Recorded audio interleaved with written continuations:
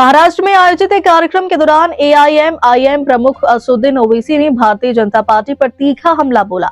उन्होंने अमेरिका के पूर्व राष्ट्रपति डोनाल्ड ट्रंप के संदर्भ में भाजपा की चुप्पी पर सवाल उठाते हुए कहा कि भाजपा नेता ट्रंप का नाम सुनते ही डर जाते हैं। ओवैसी ने आरोप लगाया कि ट्रंप भले ही प्रधानमंत्री नरेंद्र मोदी को अच्छा व्यक्ति बताते हो, लेकिन मोदी सरकार ने उन्हें खुश करने के लिए कई कदम उठाए, जबकि वे 133 करोड़ भारतीयों के प्रधानमंत्री हैं।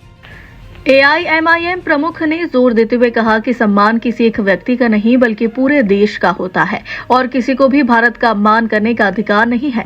उन्होंने भाजपा पर आरोप लगाया कि वह हिंदू मुस्लिम लव जिहाद और कथित बांग्लादेशी जैसे मुद्दों पर तो मुखर रहती है, लेकिन किसानों की मौत, युवाओं में बढ़ती बेरोजगारी और अंतर्राष्ट्रीय स्तर पर भारत से जुड़े बयानों पर चुप्पी साध लेती है।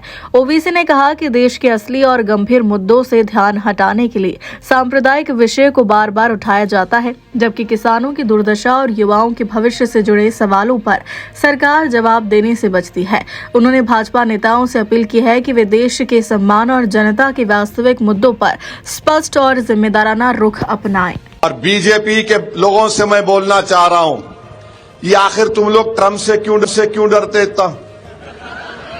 समझ में नहीं आ रहा। ट्रंप का नाम लेते कि इन्हों टाई इन्हों बिल्कुल ही ठंडे पड़ जाते।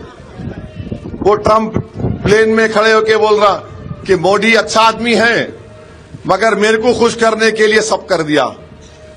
अरे 133 करोड़ जनता का वो प्रधान सेवक बोलिए वजीर आजम है, और बीजेपी वाले 24 घंटे हो गए गूंगे हो गए, डर रहे ट्रंप के बारे में बोलने के लिए। अरे भाई, इज्जत भी कोई चीज होती है, जाती इज्जत नहीं बल्कि इस देश की इज्जत होती है, इस देश का इकबाल होता है। कोई भी हमारी इस देश की तौहीन नहीं कर सकता।